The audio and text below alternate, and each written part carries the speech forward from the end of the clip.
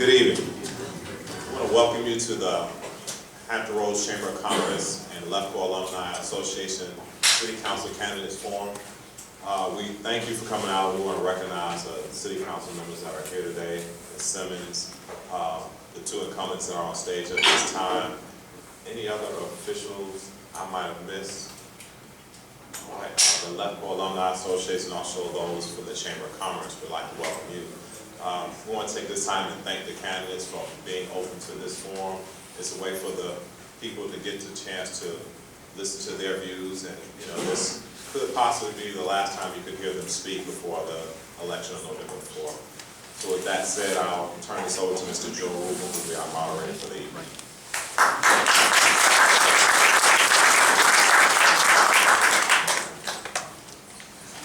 One, two, oh, it works, great. Good evening, everybody. It's great to be back here, and on behalf, by the way, of the Virginia Sports Hall of Fame, welcome. Great to have you here. Come back often, bring your family and friends. Anybody comes in from out of town, this is a must-see attraction here in Portsmouth. It's great to see all of you here this evening. Some of you I've met, some of you I haven't. I'm sure I will all get to know you all very well before the evening is out. Thank you very much, all of you, for being here this evening as well. Thank you to Lefcoe Alumni and to the Chamber of Commerce Sports Division for hosting this tonight. Now, the way I'm going to do this is I've got some questions here already, and if you want to ask a question, do you still have cards, Sabrina? Additional cards in your hand? Okay, if you raise your hand and she'll hand you a card. And maybe you can even give some to somebody who's standing over here on the other side, so they don't have to be running all over the place. Just raise your hand and she'll hand you a card. Write it down, hand it to me, and if it hasn't been something that's already been asked before, if it's appropriate, I'll ask the question. What I'm going to ask you all to do is I'm going to give you each a few minutes to, and I'm not going to have a timekeeper. I'll be the enforcer, Mr. Moody. And give you each 2-3 minutes, introduce yourselves to the audience, and then I'm going to start going through some questions, and everybody, take a minute or so to answer the question. Again, I won't cut you off in the middle of the thought, but just be conscious of time. And if, for instance, Gary says something that Bill thinks needs to be responded to or whatever, then just raise your hand a little bit, and I'll give you a chance for any rebuttal. Okay, so if you go and you go and you go, this kind of thing, and then he said something, or afterwards, if Paige says something that you think needs to be responded to, I'll give you that opportunity to do so. And again, we'll just, and I'll just, cut you off. I think you're going on a little bit. You're starting to filibuster or something. So with that said, everybody understand the rules? Great. All right, we'll just go down the aisle here, and everybody take 2-3 minutes to introduce themselves. Tell them why you're running, maybe a little bit of bio about yourself, and then we'll get into the questions. And I'll reverse the order a bit in the questions as we go through, so it's not always the same person having to start off with the same person ending. But I will start down the far left with the Honorable Paige Cherry. Paige? Thank you. Good evening. You might want to pull that microphone up to you, just because I think they are. Are you recording this too? Well, you're not recording, but go ahead, just pull up so they can pull the microphone off so they can hear you. You don't have to stand up, but feel free if you want to. I want to. I'll make sure they see me very well. As I said, I'm Paige Cherry. I'm your current vice mayor, and I want to thank the Chamber and Lefcoe for hosting this event, giving us an opportunity to speak directly to the people. Why am I running? I want to continue the progress. In the last 4 years, this city has been through a lot. We've had 3 elections, 3 mayors, 2 city managers, 2 city assessors, 2 city attorneys, yet we've accomplished much. We have almost $100 million in private investment going on in the city of Portsmouth right now. Just this morning, we celebrated opening of the Kroger Marketplace, a $20+ million investment that is expected to generate $1 million a week in sales. We have new apartments up on London Boulevard. We have new homes going up in Craddock, going up in Portsmouth, apartments going up on Washington Street, County Street, and Crawford, just to name a few. But we have to continue to build our tax base so we can do all the things we want to do and all the services we want to provide for you. We acquired 30 acres of land recently for recreation for the city of Portsmouth. That we're going to be able to allow our children to have a safe place to go to work and to learn. It's going to be vocational as well as recreational. And they're playing football on that field right now. The league that was displaced from crap a few months ago is now playing on that field. What I do for a living is I oversee the budget for 42 clinics on a daily basis. Because of those skills, I've been able to bring things to the table that allowed us to provide a lot of things for you without increasing your taxes. You know, we were able to eliminate the Social Security offset for our retirees. Some of our retirees were retiring, and then when they turned 65, we had their retirement check reduced by around their Social Security. We took care of that. Our pension fund was at 18%. It's now at 8%, which is where it should be. We took care of those things. And what I'm looking for now is 4 more years to continue progress. You know, I had the good fortune to serve on the Planning Commission for 8 years before I ran for council. And 4 of those years I chaired the Planning Commission. I got to help write the comprehensive plan, which is the roadmap for the city. And I spent the last 4 years working that plan. And the things you see happening in Portsmouth, the Kroger Marketplace, the Lowe's, the Walmart, those things didn't just happen. These apartments and houses, they were part of the plan, which I had to help co-author. And now I need 4 more years to continue working and complete the plan. So I ask you for your support on November 4th. Thank you very much. Thank you very much, Mr. Vice Mayor. Excellent.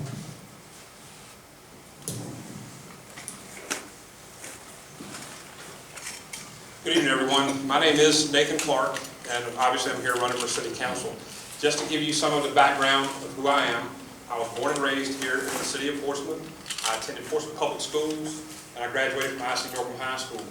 Shortly thereafter, graduating, I started my service here with the city of Portsmouth. In 1988, I became a deputy sheriff working in the jail that everybody likes to discuss on Water Street. After that, I transferred over to the police department when I was old enough, spent 12 years on the Portsmouth Police Department. And after that, I transferred over to the fire department, did 5 more years on the Portsmouth Fire Department. That gave me my combination of 20 years, so I actually retired with 20 years of public safety service here in the city. In addition, while I was doing that, I was part of the Virginia Army National Guard. I served as a combat medic in that position. I'm still in public safety this time. I work for the Virginia Marine Police, so it's actually a state position. It's like a state trooper, but we work on the water. So given all that, that's just part of my background. So I didn't just think about serving the city of Portsmouth recently. I've been serving the city of Portsmouth since I became an adult at age 18. This is my home. This is where I'm from. I'm running because I would like to be involved in the future of this city. I'm very familiar with the path of the city, a lot of the good things and bad things as well. There is not a neighborhood that I have not been in this city in the course of my 20 years working in this city. Whether I was there on police car, ambulance, or fire engine, I responded. It was my duty to respond and take care of the issues that the citizens were having. That's all I'm looking to do now, is continue that service and take care of the citizens and the needs that they may have and arise. So all I'm looking for is please support me on November the 4th. And again, thank you for coming out tonight. Thank you very much, Nathan. Bill Moody.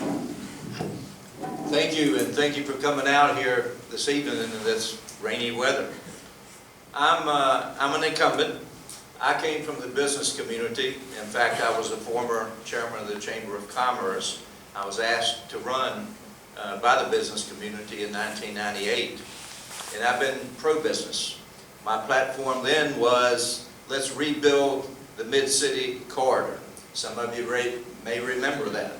If you look at it today, as the opening of Kroger, that's just one more element that tells me that what I was saying back in '98 is true. We can bring business back to the city. Look at Victory Crossing, former Tower Mall, another prime example of the positive things. And I'm a glass is half full person, but I don't have a glass tonight to show you, unfortunately. But I also believe that we need to work very hardly to make this place a better place to live, work, and play. With that said, I'm also a strong believer in making sure our government is efficient, and as we have successes, that we should share those successes with the citizens of our city who ultimately pay the bills. And you got my commitment.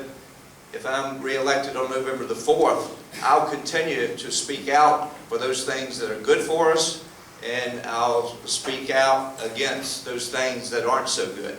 Thank you very much. Thank you again for being here. Thank you, Bill. Donna?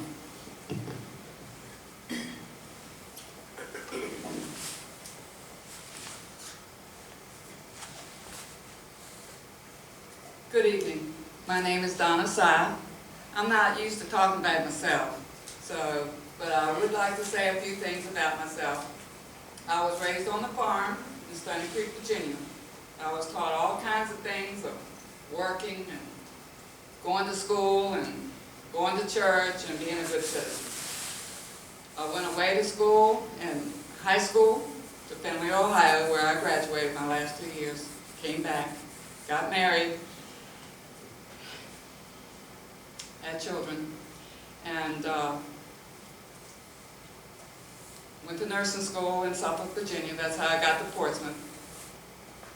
I came to Portsmouth in 1977. 3 of my children graduated from Manor High School. Jonathan and Rachel went into the service. Deborah couldn't pass the ASVAB, so that was it's been very distressing to me. So she couldn't go into the Army. I went away to school and got my master's degree in Bethlehem, Pennsylvania. Stayed up there 3 years. I wanted to stay in Bethlehem, but God called me to come back and serve the people. I care about people. I'm a people person. The government is of the people, by the people, and for the people. And I'm seeing in Portsmouth that is not happening. The people are sitting on city council, think they had the right to make all the decisions and do all the things they want to do without inviting the citizens to be a part of that team. And so that's why God has called me to serve. Thank you very much. Gary Waters. I guess everybody else do it, so I'll stand up, but I don't think I need a mic. I think I have a big enough mouth that you can hear me. If you can't hear me, let me know and I'll use a mic. Huh?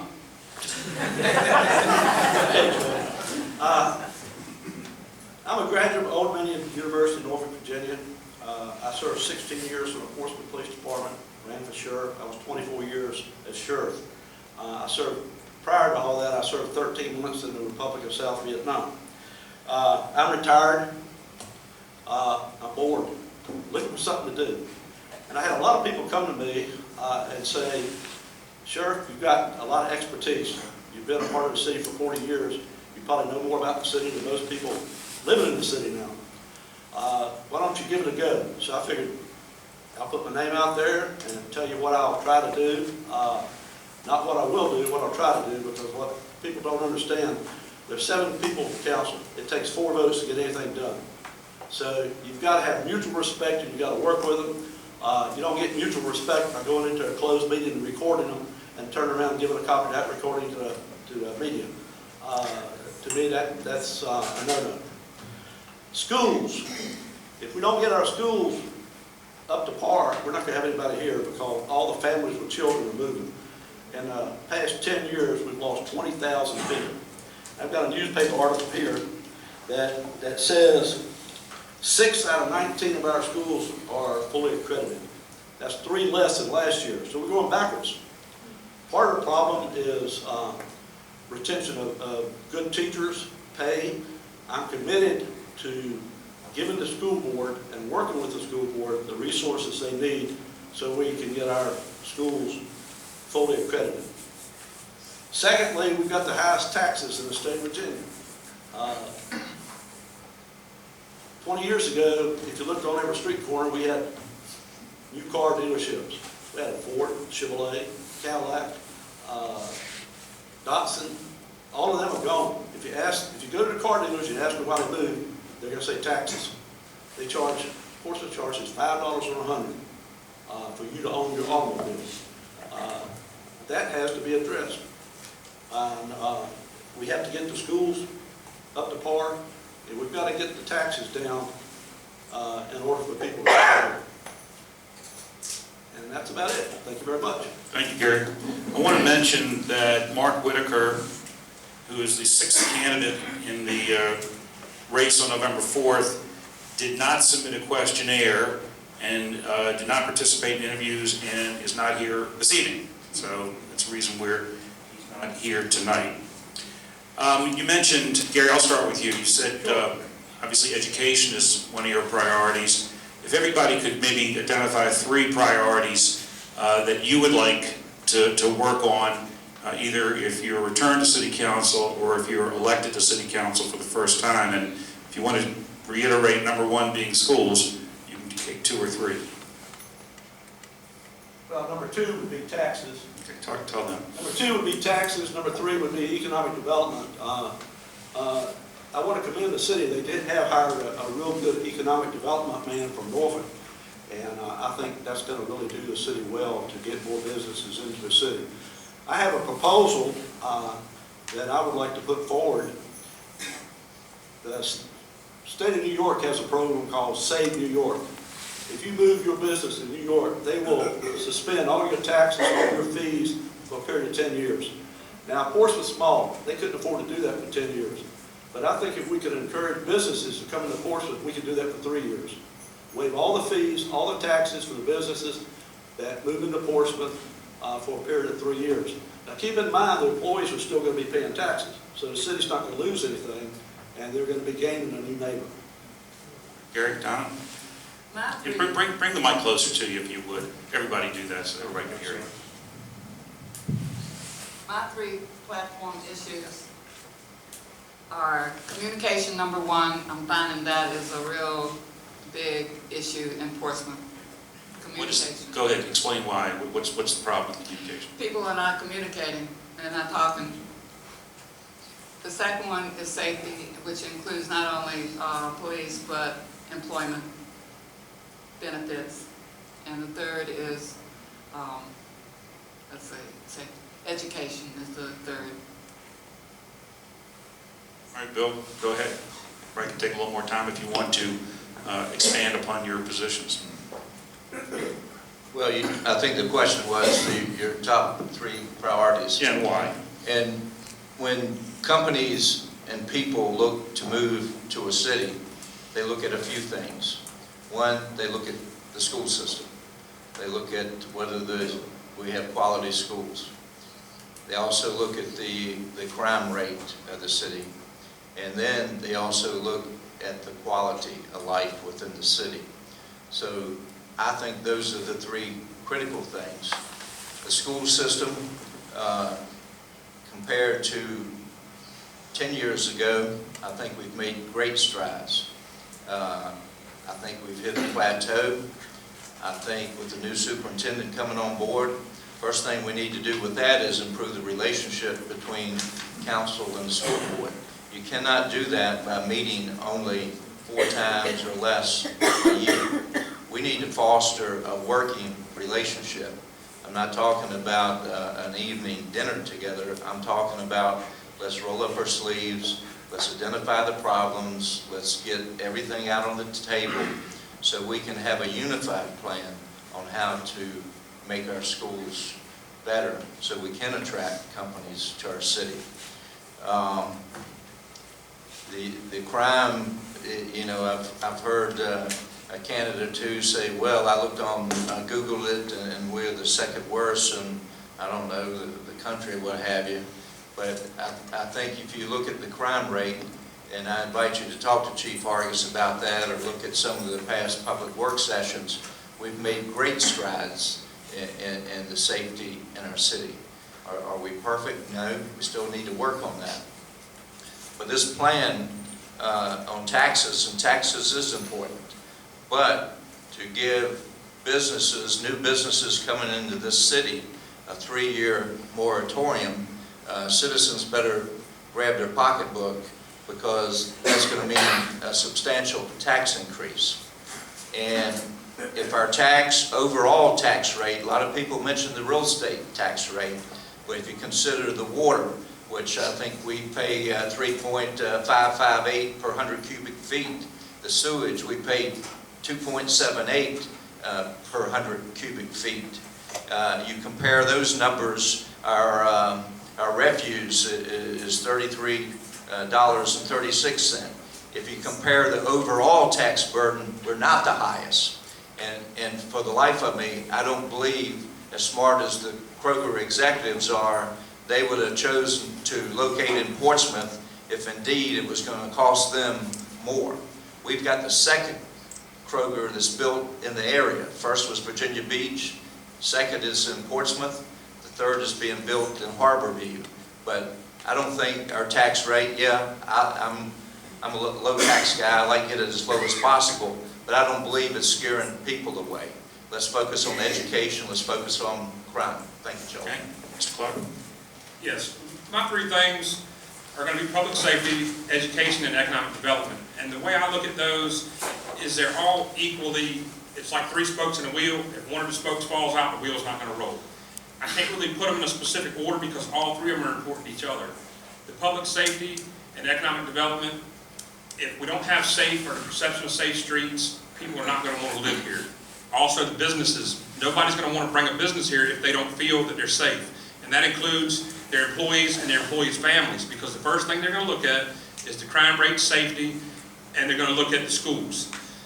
The public safety, I know there's been articles in the paper that say our crime rate is high, but I will tell you, I don't know where that study came from, but when I was on the street in 1995, we had 36 homicides in that year. That's approximately half of the people that are in this room tonight. Last year, there were only 8, which is 8 too many, absolutely. But there has been strides, and the crime rate is down. It's not, if you look at the news and some of our neighboring cities, they have a lot more issues than we do.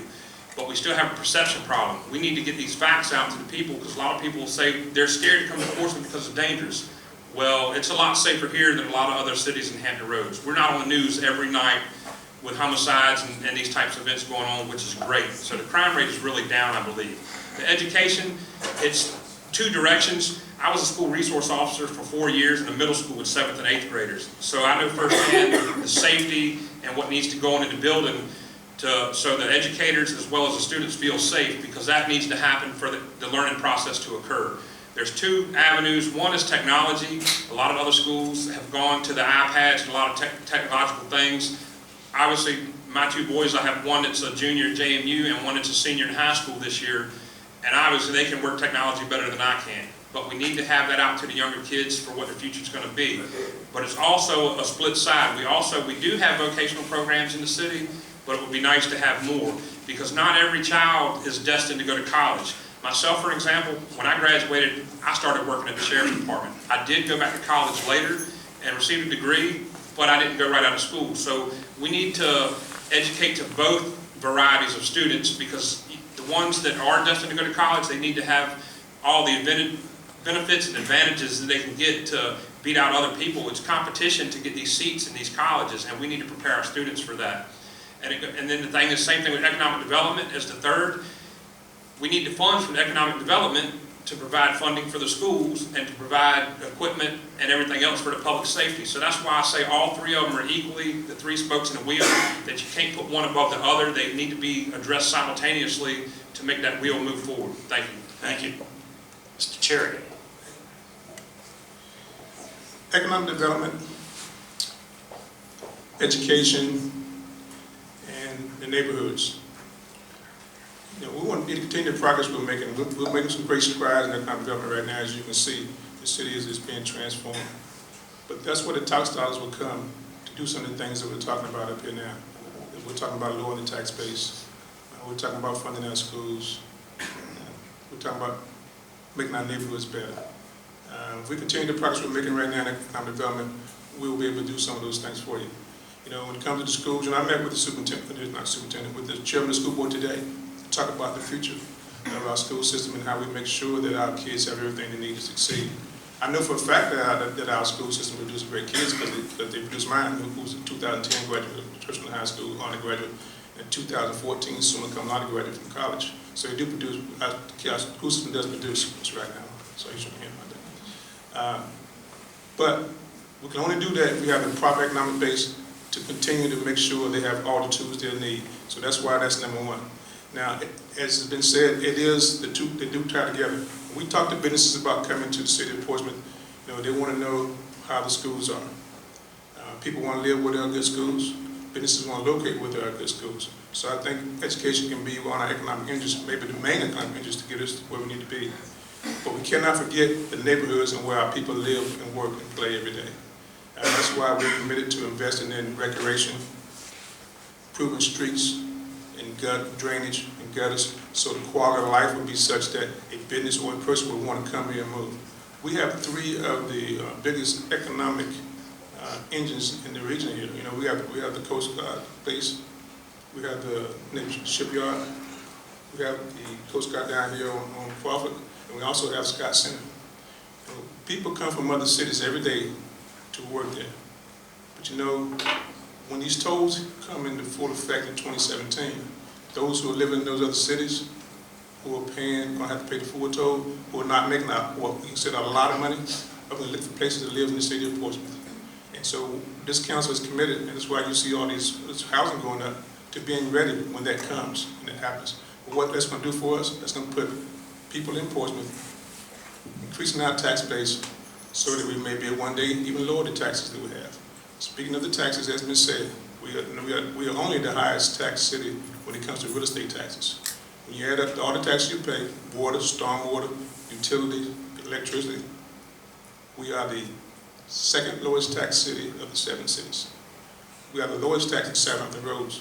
We're about $314 a year behind Hampton, who's the lowest tax city in Southampton roads. So it's cheaper to live in Portsmouth than it is anywhere else. And if you consider the 30 square miles we have, with half of them being non-taxable, Portsmouth is the place to be. It's the best kept secret in Southampton roads. We have to get that secret out. So I want to concentrate on those 3 areas to improve the quality of life, the tax base, and education for our kids. Thank you. May I respond to the crime situation that Mr. Moody brought up? All right, just real quickly, go ahead. I can? Yeah, go ahead. All right, this is dated October the 2nd of this year.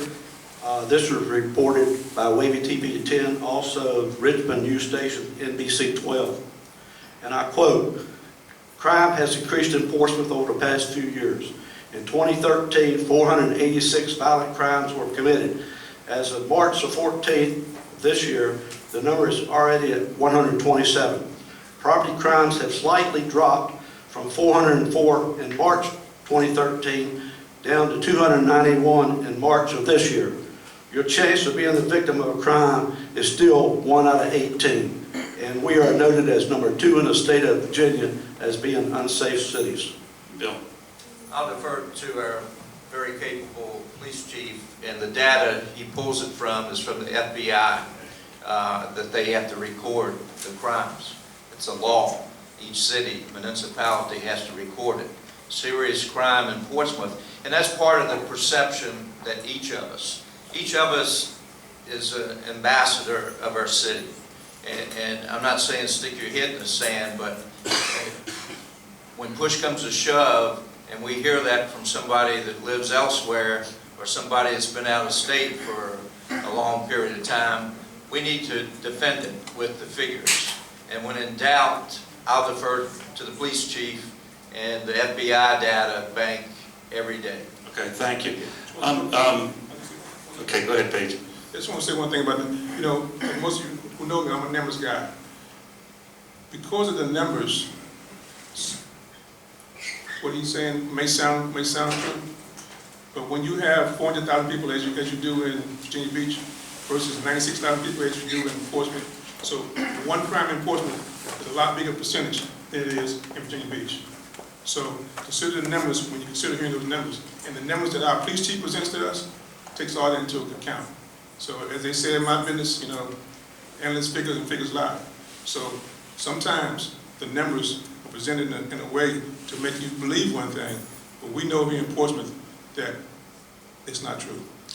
All right, let me switch subjects for a second. Mr. Cherry raised one of you guys raised the issue about the tunnel tolls. And are all of you concerned about the tunnel tolls and them going up, or do you believe that council should accept this reality and think of ways to position Portsmouth as a strong destination on the west side of the Elizabeth River? How should we deal with tolls? Right now, there's sort of a woe is me attitude about tolls, but it seems like they're here to stay, or do you think that the city or citizens of the city should continue to fight the fight? Don, I'll start with you. What are you going to do about tolls? I think the tolls are here to stay. I think the big issue facing the people in Portsmouth is the Hampton Roads Transportation Accountability Commission. They are running rampant over the citizens of this region. And that's where we need to focus our energies. The tolls are here. We'll find a way to deal with it. But when they're talking about the Hampton Roads Transportation Accountability Commission, we need to pay attention. Bill? Well, I brought along a copy of minutes from December 2010, where Mr. Moody, to be me, voiced his concern with the newspaper article describing the proposed ring of tolls in this area, and asked for a consensus of council, which I got, to have the mayor voice those concerns at the next regional board meetings that he sets on. Now, that was 4 years ago. I was an active member, as I think one of my colleagues was, on the coalition against tolls, and a very vocal one. I even wrote a song about it that I had the poor taste of trying to sing myself. But I think tolls on the tunnels are going to be here. But with that said, right now they're being bought down with our tax money. I would like to see that in place, but we need to change the paradigm. We need to start taking advantage. I'm a firm believer if somebody hands you a lemon, try to do something with it. Try to make lemonade out of it. I think we need to change our marketing strategy. I think we need to start marketing to the west, meaning Suffolk, Isle of Wight County, even the peninsula, while that tunnel is still not tolled. And also, Vice Mayor Cherry alluded to it, we have under construction or either already permitted 384 luxury apartments. Now, these developers aren't notorious gamblers. They make wise investments and based on their feeling on the future. And I think they feel very good about the future of Portsmouth.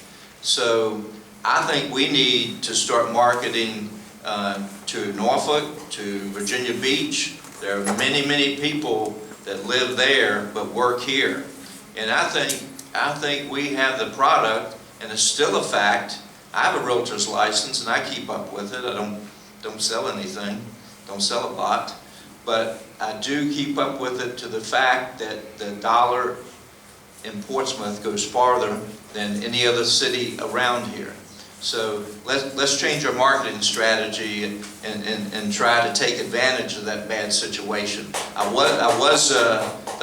was alarmed on a news report that this Hampton Roads Transportation Accountability Commission, they already talking about the tolling of the third crossing already.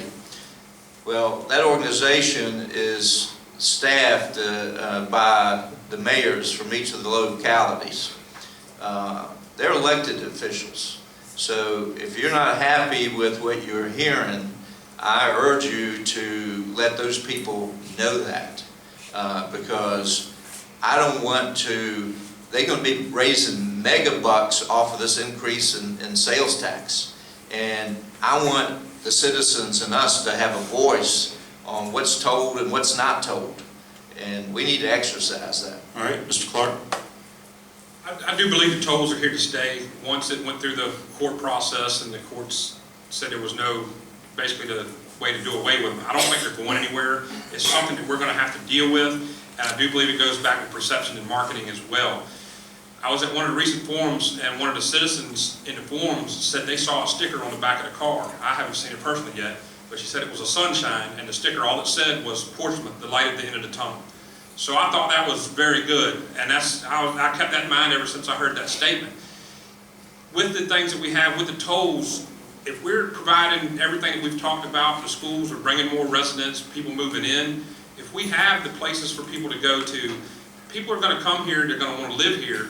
We have businesses, just like Kroger today, the new businesses, schools, we have things for people to enjoy recreational facilities and stuff off duty. When they're off work and things with their family, then they're going to come here and the people are going to stay here, and as far as not going to other places. So I think we need to put it all together and develop the city and promote it, and we will have the businesses come in as well as new residences. Thank you. Mr. Cherry. Thank you. You know, I was one of those council persons who was in the toll fight. I went up to Richmond and testified before the committee about the tolls to try to help. You know, our governor tried to help us a lot. He brought them down. He's talked about one time taking monies from 460 to try to deal with the tolls. Now, while I think they may be here to go, I don't think we should give it the fight though, because they have not increased yet. Maybe we don't get rid of them, but maybe we find some way to make sure they don't go up anymore. I think we continue to fight, but in the meantime, we'll have to have another course of action. We make Portsmouth a destination, give people a reason to come here. You know, someone asked me in one forum, why did you support the casino? Why? Because I know people pay, what is it, $12, $13 to go across the bridge every day to gamble, to Delaware.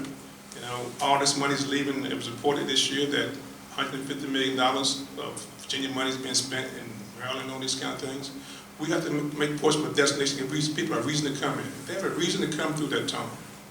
Because once we get them here, they will like what they see, they will stay, and they will come back.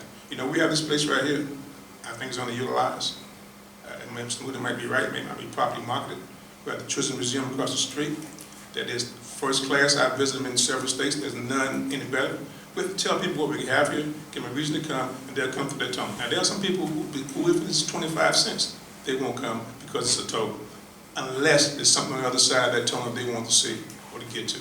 So we have to make sure they know what the best kept secret in St. Hampton Roads is Portsmouth, and give them a reason to come here. And once we complete all the things we have going on with our waterfront, they're going to want to come here, and once we get them here, they're going to stay.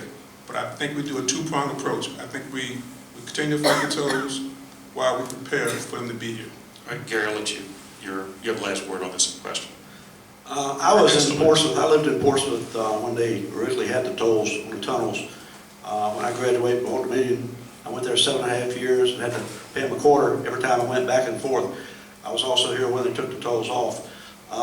The tolls are here to stay. We're just going to have to live with it. There's nothing we can do about it. I agree with some of the other candidates that we should market the city more.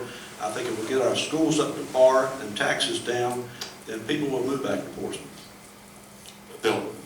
Just one other toll thing. Beyond the tolls, I do think there's an opportunity that we need to explore, and that's ERC.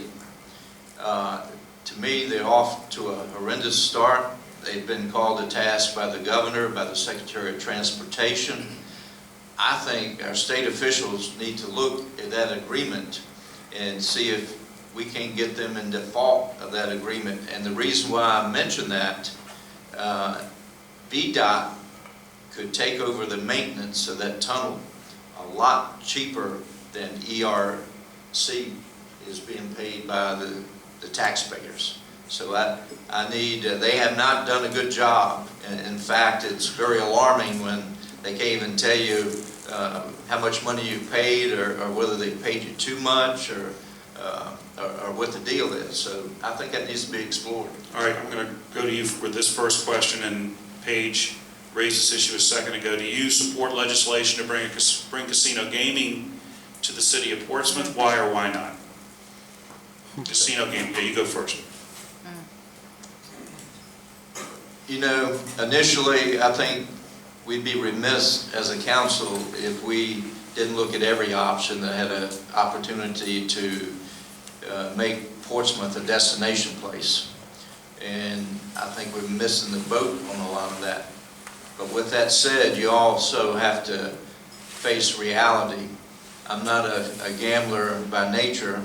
Those who know me know that I'm pretty tight with a penny. I've visited a slot machine on occasion and never did fare too well. But look at the gaming industry as it stands. In fact, it was just announced today that horse racing is kaput now. They're not going to have horse racing. Look at what's happening in Atlantic City now. Casinos that companies invested billions of dollars in have only been opened a few years. They're closing. So the gaming industry is in trouble. And I think it's in trouble because people are scared of their jobs. They don't have the disposable income that they used to. And the other point, right now, the face of reality, especially with the change of the Senate, is that a bill will not get out of the Senate as far as casinos. Now, we can debate that issue, and there are people that, on both sides till the cows come home, but at this point, why do it when the industry is failing and the General Assembly won't let it out of committee? Mr. Clark? This issue, casinos, most people you talk to as citizens, they're either on one side of the coin or the other. They either 100% for it or 100% against it.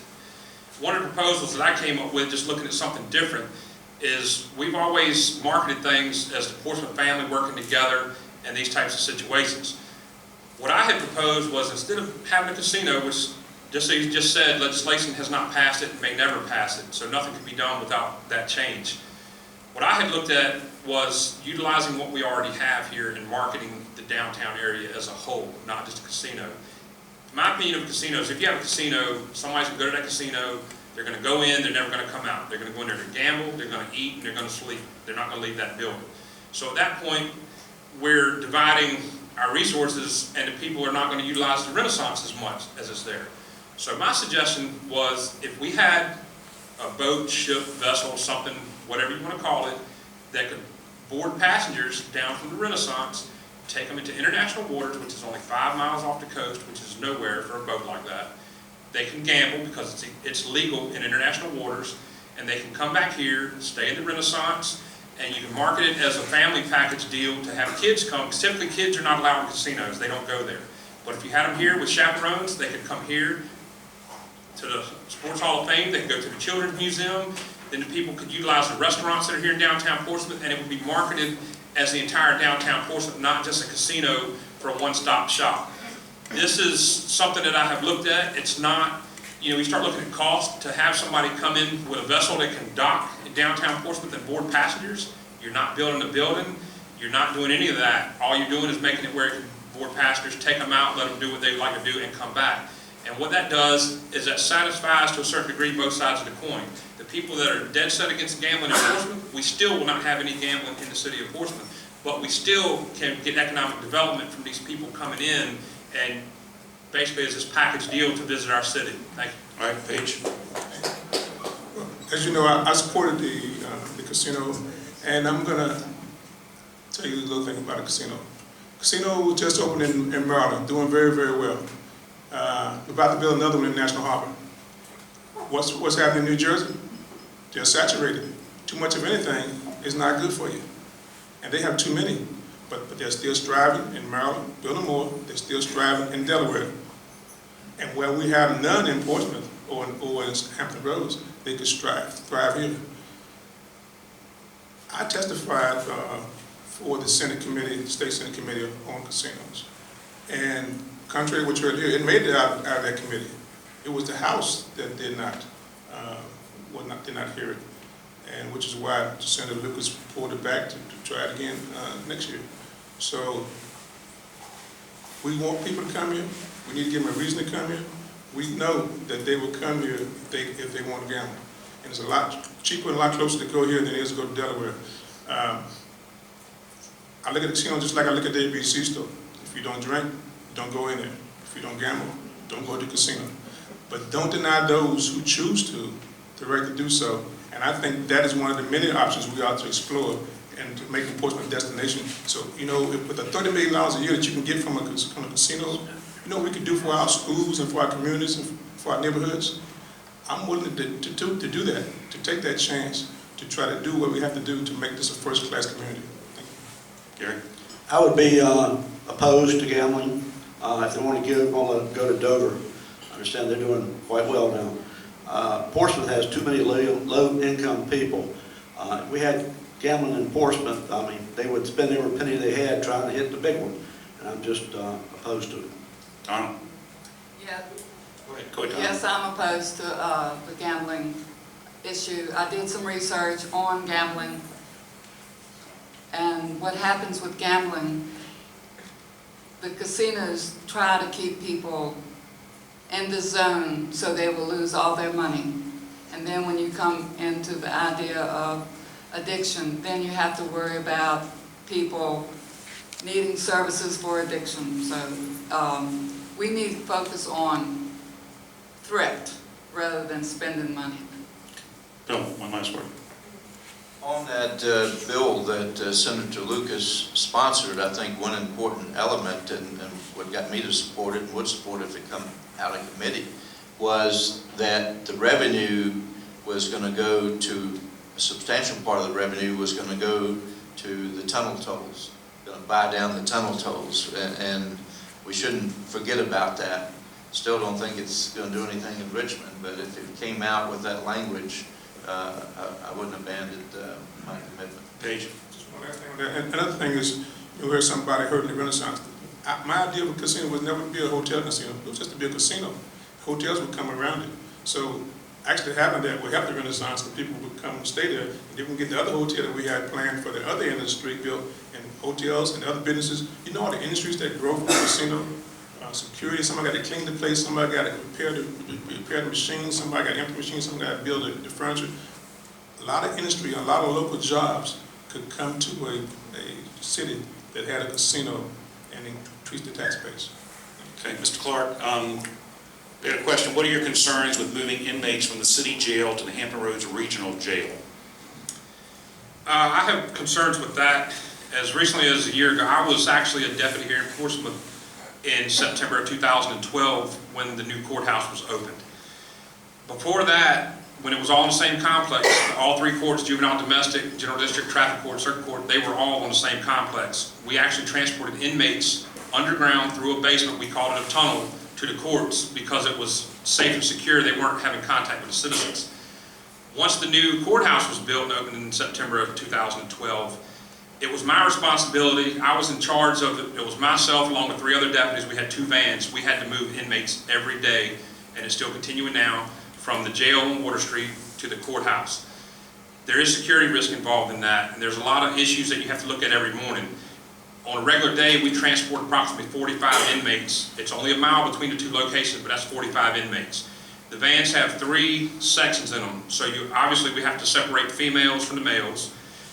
We also have, if you have opposing gang members or rivals or co-defendants from trials, so there's a lot of issues that you have to deal with on the fly first thing in the morning to get those people before the judge when court starts. I was in charge of that. We are housing certain inmates in Hampton Roads Regional now, and they would have to be brought over for court as well. The problem with that is they didn't work directly. They don't work for us. They don't work for the judges. It's a separate entity. If they forgot an inmate and he wasn't there, it was like, well, we'll get him when we get to him. Obviously, the judges are not happy with that because they need to be there before that bench. If we had an inmate for some reason was left off the docket, or for some reason they just needed him, within 15 minutes, I could go to our jail. I would call them on the phone. They'd have the inmate brought to the basement. I would drive back over there, secure the individual, put him in the van, and have him back before that judge in approximately 15 minutes. That is something that we will not have with Hampton Roads Regional. The other problem with Hampton Roads Regional is if we put our inmates in there, that's going to be a never-ending cost that can increase every year. That's something we're going to pay, as opposed to if we constructed our own jail that we could pay for in approximately 10 years, and then we're not continuing to pay Hampton Roads Regional. So I think it would be a bad idea financially and the way the court process operates and a security risk if we did that. I think we need to keep our inmates here. I do believe that the jail at the location where it is now needs to go, but I think we need a jail, and the optimum site with that would be somewhere right there on the same complex with the courthouse for security and safety, not only of the citizens, but the judges and everybody in that courthouse. Thank you. Page Cherry. Thank you. I would not advocate taking all our prisoners to the regional jail for some reasons that have been stated. We're going to be a part of regional jail because we're the contract is written, we'll be a part of it anyway. And we'll continue to take most of our females and some of our prisoners who have medical problems there. But as the cost of a new jail, we've heard prices from $40 to $55 million. And if we take all our prisoners over there, it's probably going to cost us $4 or $5 million a year just to have them there. Well, in 12 years, we could pay for our own jail. And I just believe in having your own and controlling your own destiny. We will be subject to whatever increases or whatever rules and regulations that regional jail has, and nothing we could do about it because we're only one locality with one vote. If we had our own jail, we could chart our own destiny and control our own destiny. Now, what the jail is now, it does have to go, and it will have to go, but I'm a proponent of building our own, having our own, while we continue to maintain a presence at the regional jail. That's the smartest way to do it for the taxpayers. That's the best thing to do for our sheriff and our deputies. And because if we wouldn't take all our prisoners there, just say we were, not we would only be paying the $4 to $5 million a year to have them there, you'd be putting several people and families out of work, because there's nothing that says the regional jail has to hire any of them, nor would they need them all. So there's a lot of things to be considered. And when you talk about taking care of families, communities, putting 60, 100 so deputies out of jail is not what I call taking out of work. It's not what I call taking care of the community. Mr. Sheriff, or Mr. Former Sheriff. The Hampton Roads Regional Jail, Portsmouth is a host city. When the contract was signed, Portsmouth agreed to pay for 100 beds. We get a reduced rate from that, what is paid by the other cities, but there's no way we can get out of it. We're in it. We do have a board of directors. You have different cities. You got Norfolk, Portsmouth, Chesapeake just adjourned it. Newport News and Hampton. Each member has a board on the board of directors, and the board of directors govern how the regional jail will run. Now, when I was sheriff, I talked them into taking all the women and the majority of the medical problems. So in Portsmouth now, they don't hold women anymore, and the majority of the medical problems go to regional jail. But I think that Portsmouth, like the others, should get rid of the jail on the waterfront, develop the waterfront, somewhat like Baltimore Harbor. Many years ago, the city administration flew to Baltimore Harbor, and they were looking at making Portsmouth similar. At that time, the airplane crashed, and I don't know if you remember, but majority of city officials were killed. So that idea kind of died with the plane crash. But I think that they should rejuvenate that idea. I think we have a beautiful waterfront here, and if we make it something like the Baltimore Harbor, it will work to Portsmouth's advantage. I think that Portsmouth, 30 years ago, Portsmouth needed a maximum security jail. We don't anymore. We don't have the type of people going to jail that we did 30 years ago. I would propose that Portsmouth build a work center so they could go out and work during the day and come back and spend the night in the work center, and utilize 100 beds that we're going to have to pay for at the regional jail for the high-risk people. Okay, Donna? Well, if we move the inmates from the city to the regional, we will have to build another wing on Hampton Roads Regional Jail.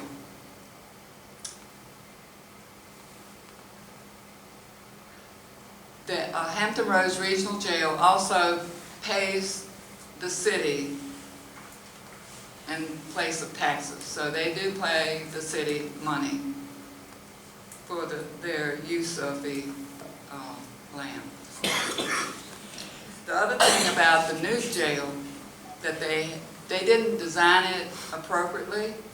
I took a tour with some other folks, and they complained about how the jail was designed. So right there, they wanted a new jail or court complex, and then they didn't design it appropriately to make it convenient for the deputies.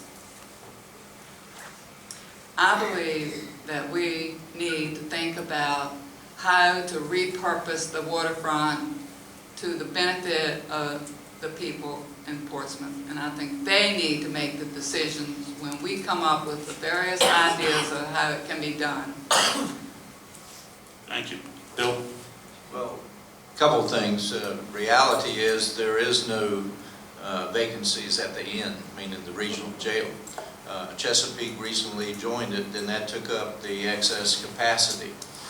So that's reality. The other reality is this year, I think it's going to cost the city $4.2 and some dollars that we paid to the regional.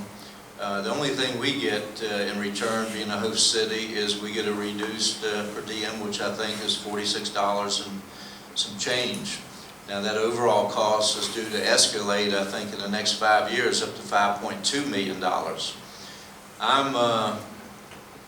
I'm convinced, obviously, like probably 100% of the people in the audience, yes, we need to make the jail part of the redevelopment effort on the waterfront.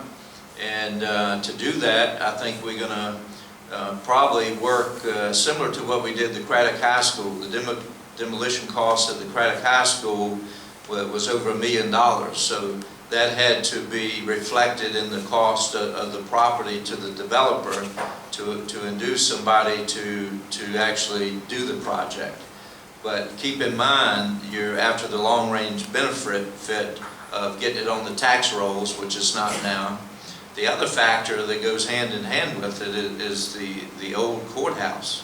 All the air conditioning and all the workings are located in that building, so it's a double thing. But we need to come up with some creative solutions. I think, can't say a whole lot about the master development agreement, but we are seeking one. I think I can say that with certainty. To get somebody to do that. Let's market. We've got one of the most prime waterfront properties on the former Holiday Inn site in the region. And we need to tie that in from that point all the way to the jail. And that's a lot of opportunity.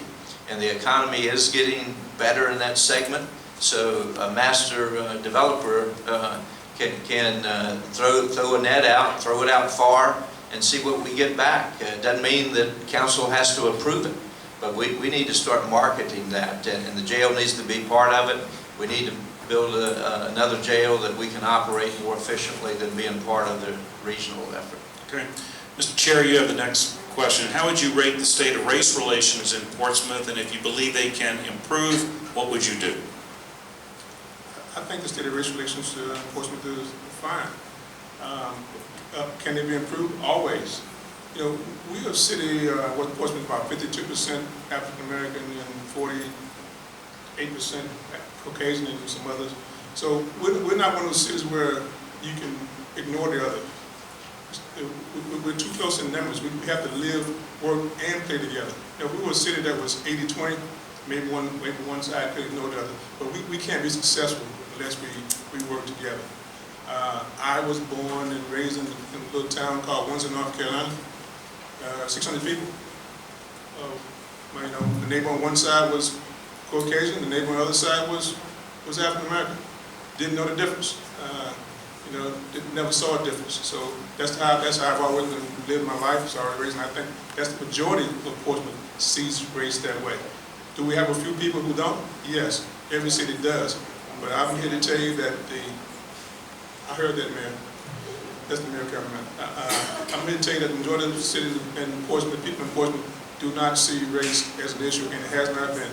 And we should not ever let that become an issue for us in a city that is virtually split 50-50. If we can't get along, we're never going to progress. And so far, as you can see on our council is reflective of the community. Our leadership is reflective of the community. As long as we keep our leadership, our council, and our representatives reflective of the community, I think we'll be fine. And I think there's always room for improved relationships. But life is about relationships.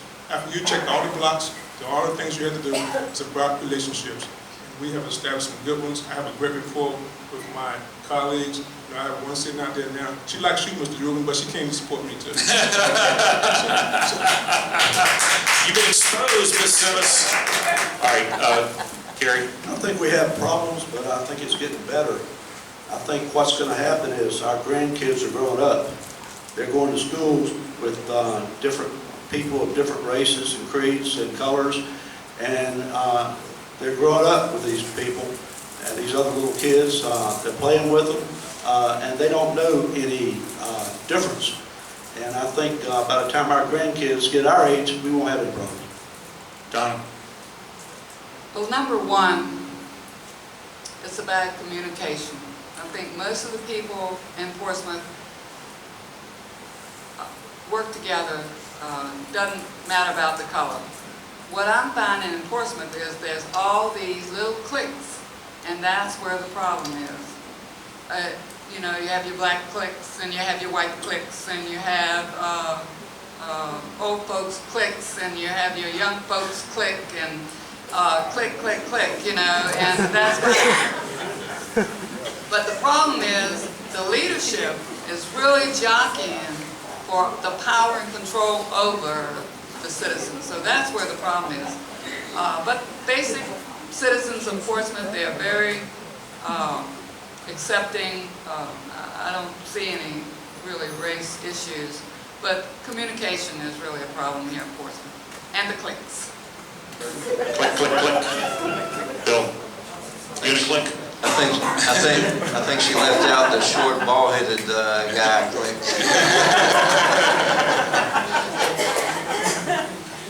You know, I think overall, I think it's pretty good. As somebody mentioned, yeah, you're going to run into situations on both sides. But speaking for me, I've been on council since '98, and I can honestly say I haven't seen many racial divides, if any. We've agreed. There's been white folks on one side issue, well, look at me, and we used to be referred to as salt and pepper, me and Charles Whitehurst. I've run successfully with Charles. I've run successfully with Marlene Randall and worked with her supporters. And I just, for the life of me, I don't see it. And I do agree with what I guess the former sheriff said, that as the generations get younger, I think we accept people on their face value. And we have a lot more in common than skin color. We all need to work. We all are destined to only be on this earth for a short period of time. We're all interested in quality of life.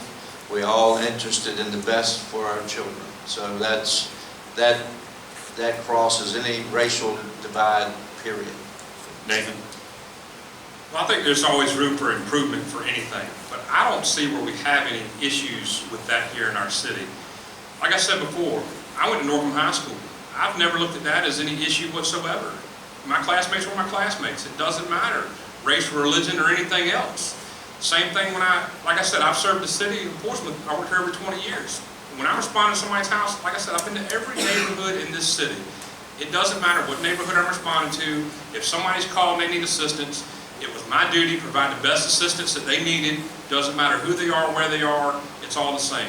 So I don't think that we have a problem here. Unfortunately, you will have a handful of people around areas that will do things and say things, which is very unfortunate. And I think a lot of that is a learned quality that people have. And as they've said, a lot of the kids are growing up, just like I know my kids, I know who their best friends are, they wrestle with and stuff like that. It's not an issue, they don't see it that way. So fortunately we have, we're growing out of that. We do have some people that try to create their situations, which, hopefully one day it'll be totally gone. But I think we can improve, but I don't think we have an issue in the city at all. Thank you. We may have an issue with flooding before the night is out, though. Listen to this rain come down. All right, let me just throw this out there. Should Jesse Thomas, the city auditor, still be employed without producing any work after 17 months? What are your thoughts and why? I'll start with you, Gary. I terminated him. He's had over a year to do his job. He hadn't done it. He's getting paid to do a job. Terminated him. Donna?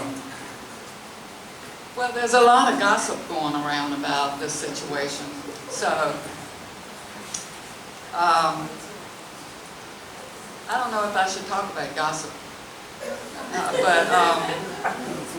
You don't talk about gossip, but just give us your view on at least what you read or heard or what you understand about the situation. well, I think the truth hadn't come out yet about what happened.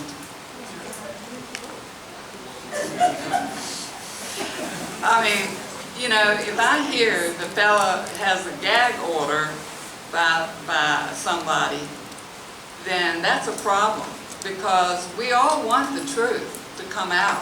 So if he's not able to speak his truth, and they keeping him on the city council so he can't speak, if he was fired, he could say what he wanted to say, but if he's on council and he's got a problem, then he can't say it, so. All You right. gotta find out what's going on. All right, Bill Moody, what's going on?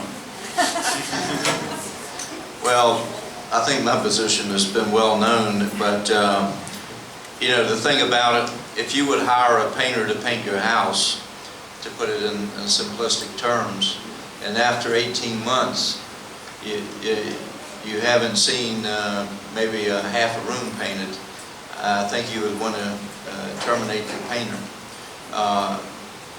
What I've seen is about 8 or 10 pages of incomplete work. And I do think we need an auditor, and he's a nice person. I don't think you could meet any nicer person. But we're entrusted to make sure we're getting people, hiring people that can do the job. And I haven't seen any evidence. I think we've been fair in going along with that. But I just don't think we can continue.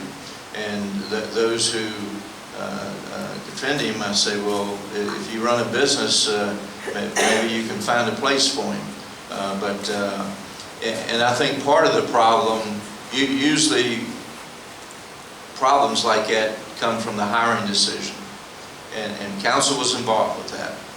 And my concern early on was that this gentleman had no municipal experience as an auditor. And I know, having worked in the private sector and the municipal sector, they're entirely different.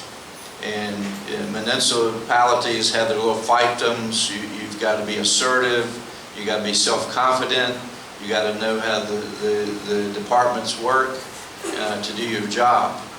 When you go into Norfolk Southern or Dollar Tree, you have daily direction. Somebody telling you, you know, this is due then, I want you to do this, I want you to do that.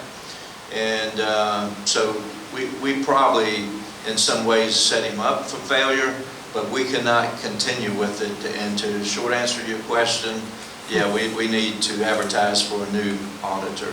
Mr. Clark? I believe, based on the information I know about it, and his performance or the lack thereof, he should have been terminated. For someone to be in a position for a year and a half and have not produced, I can just relate that to my previous experience working in the city of Portsmouth. If I had gone that long in any one of the jobs that I did, I would have not had a job here. I would have never made it to retirement. So to me, it's cut and dry in that situation. The only thing he's come up with that I saw in the paper was a $3,000 discrepancy at Willett Hall. He's making more than $3,000 a month. So I don't see where we're gaining anything from him. For the amount of money that's been spent on him for the last year and a half, we could have hired an additional police officer and a firefighter and had money left over. So I think he needs to go. Thank you. Mr. Cherry? Okay, and then let me give you the rest of the story. Okay. You know, did Mr. Thomas get off to a slow start? Yes. Was that all his fault? No, because he had 7 people he worked for who helped him with that start. Now, I personally did audit work for the federal government, manpower audits, for 12 years. I know what audit work looks like when I see it. So did he get 90 days to do something? Yes. Did he produce something? Yes. Let me tell you about the people who decided that the work was acceptable. One of them was a mayor who runs a successful business with numerous government contracts, who sees audit work all the time, and who's chairman of HRT, who went through a full audit rated HRT.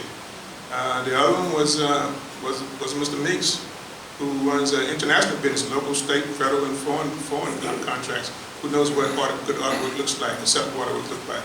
The other one was Bishop Edmonds, a successful mega church with a bank facility that makes thousands of dollars a month, and a school that goes to the same audits our public schools do, except for his is fully accredited. And then last year you had me, who did audit work for 12 years for the government, who knows what audit work looks like. So those individuals, myself included, found what the auditor presented to us after that 90-day period to be acceptable. Now, will you see it all in the paper? No, because some of their work can't all be made public, because it is audit work, and there's some ramifications behind that. So I would say to you that Mr. Thomas, like any other appointee, if he fails to continue to produce, he, like any other appointee, can and will be let go. But at the point that we gave him to bring us something back that we found acceptable, 4 of us, 5 of us, 5 of us did. And that was what we call on council a supermajority. Okay, Bill, real quick. Well, it sounds like the auditor has 4 future employers, so that. Okay. You go ahead, Nate. Aye. I just want to say one thing too, is with this auditor situation, I believe there's also a transparency issue that's been going on.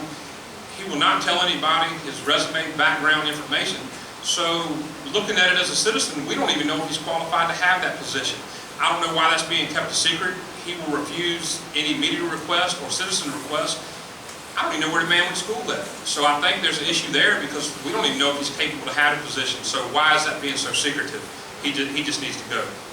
All right, because it's pouring down rain, I'm going to wrap up the question. Let's let each of our candidates give a closing statement. And if you want to tell them if you have a website or something that people can find out more information about you, go right ahead. And let's see, we started last time down there, I think, so we'll start here with Gary. Again, thank you for showing up. I'm sorry you're going to get wet going home. You have 3 votes November the 4th. I'm asking for 1. You have 2 other choices. If you vote for me for 1 out of 3, I'd certainly appreciate it. Thank you very much. Okay. Thank you, Gary. Don? Vote for me. I'm a voice for the people. That was quick. Okay, you now have 14 minutes left, Mr. Moody. Go ahead. I think I would lose a few votes. I would certainly appreciate your vote on November the 4th. Mayor Holly, endorsing me a few elections ago, said every council needs somebody that will ask questions and question decisions. And I think that's how you come up with a better product. And I will continue to do that. And I have been able to build consensus on a lot of important things. I was instrumental in keeping New York trash from coming to downtown Portsmouth. I spoke out early on and joined with citizens to keep an ethanol plant from being built here. I also spoke out on the need to have community meetings and joined with that vote was a 4-3 vote, and Ms. Randall joined us as one of those votes. So one vote can make a difference. I think it's underestimated how the dynamics of a council can change with an addition. So I think it's very important that we do have people that ask questions, people who have a business background, and above all, people who are accessible. I firm believer in returning phone calls, answering emails, and yeah, Bill even was kicking and dragging into even answer text messages nowadays.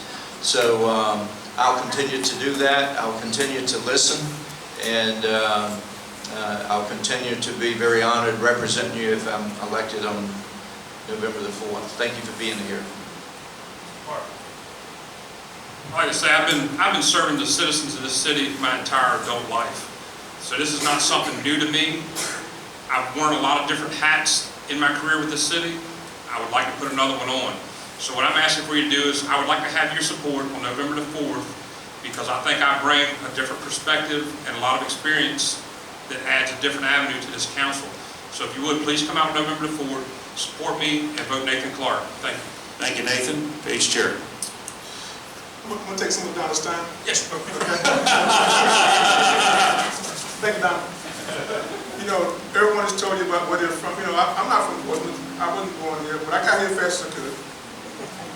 Now, I know hometown was once in North Carolina, 600 people. I visited here when I was a kid. Used to come up here. My Aunt Jean Bazemore used to be the seamstress at the famous store. So we come up here with my mother. We spend every New Year's here. I ate dinner with her in Cavalier Manor. I always had fun memories of the city of Portsmouth. So I'm here because I chose to be. When I left the military, left Desert Storm, my Bronze Star, I could go anywhere I wanted to, get hunts off me jobs all over the country. I always had a fondness for Portsmouth. I can remember coming up here with my mother and my aunt and my cousin. Y'all remember this church being the center of the aisle, center of the mall in Tower Mall? My cousin, I used to sit there and watch the girls go by. Long before you, baby, don't worry about it. So I say to say, I'm here because I wanted to be. When I moved in my neighborhood in Churchland, in Willow Breeze, It wasn't a civic league. I formed the civic league, started fighting the city on some issues, and that's why I wound up here. Joined my first board of commission in 1993, having been in the city less than 1 year. So I've been working for the city almost since the day I got here. And because I was raised to be, not just be in the community, be a part of the community. And I've been doing that for the last, since 1993, I've been doing it for the last 4 years, helping work the plan that I helped to write, and now I want 4 more years from you to continue to work that plan. I'm in it because I care, and that's what you need. People not only have a heart for what they're doing, but I've been trained to do what I do. My master's degree is in public administration. I have the same master's degree most city managers have, okay? And I do finance every day for a living. That combination makes me uniquely qualified to continue to serve you and make sure you get the best out of your tax dollars. Thank you. Thank you very much, and thanks, Tom. Give her a big hand.